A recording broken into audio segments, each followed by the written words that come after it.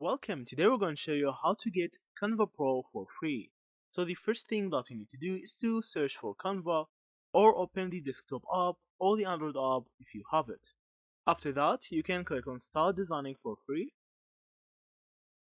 And now you need to log in with a new account, like a new email that you never logged into Canva with before. So now, after you log in with your email address, as see from here, it will tell you to try Canva Pro for free.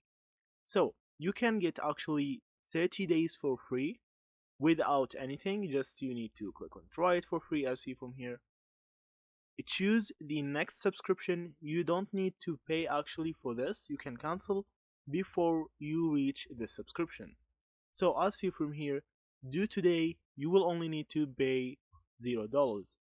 You need to click on next, and now you need to add a credit card or PayPal account. So if you add any of these things, it won't charge you anything until the 30 days period finishes.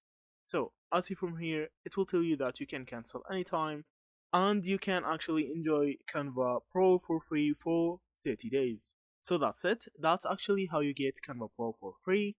Thank you for watching and see you in the next videos.